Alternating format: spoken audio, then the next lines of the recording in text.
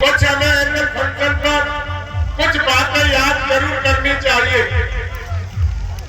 सर्वपल्ली राधाकृष्णन ने अपनी एक पुस्तक लिखी है जिसका नाम है सत्य की खोज। उसमें शिक्षा के 3 उद्देश्य लिखे हैं।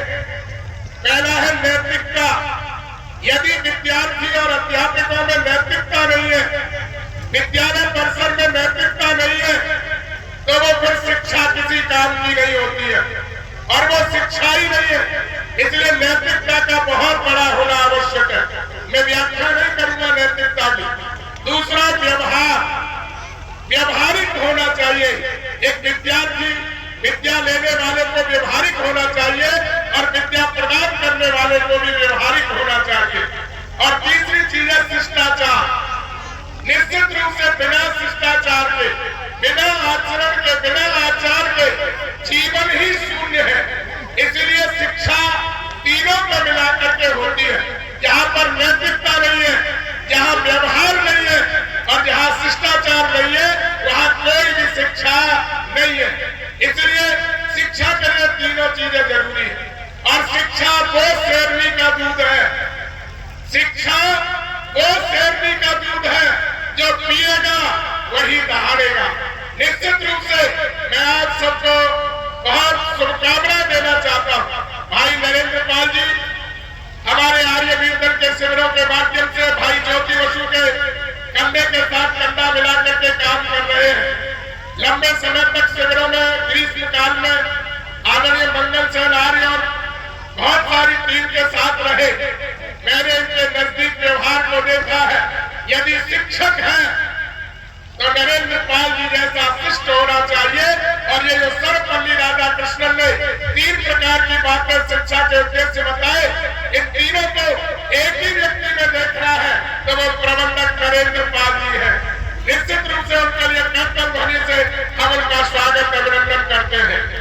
बंधुओं, बच्चों, निश्चित रूप से आपसे मैं कहकर के जाना चाहता हूँ कि ये एनुअल फंक्शन है, वार्षिकोत्सव है और ये अगले वार्षिकोत्सव तक हमें इतना उच्च बनना है, व्यवहारिक बनना है, शिष्ट बनना है कि दुनिया हम पे हमारे सामने नतमस्तक हो। हमें एक आदर्श बनना है।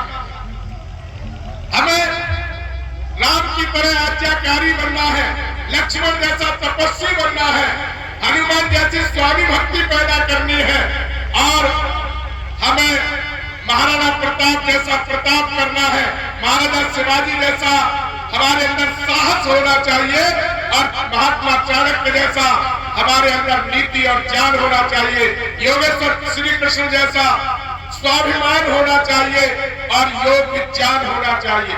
ये गुण हमारे अंदर आते हैं तो निश्चित रूप से हमारा ये वार्षिकोत्सव सफल होगा। और जो शिक्षा देते हैं अंत में उनसे कहकर के, शिक्षकों से 2 बात कहकर के मैं अपनी वाणी को विराम देता हूं। बंधुओं, एक इंजीनियर गलत हो जाए और अपने कर्तव्य का पालन न करे तो 2-4 10-20 पुल गिर जाएंगे, हजारों करोड़ रुपए का नुकसान राष्ट्र का हो सकता है। एक डॉक्टर गलत हो जाए, डॉक्टर अपने कर्तव्य का निर्वहन न करे तो निश्चित रूप से 10-20-50 अपने जीवन में जिनको बाद में जाना है वो पहले जा सकते।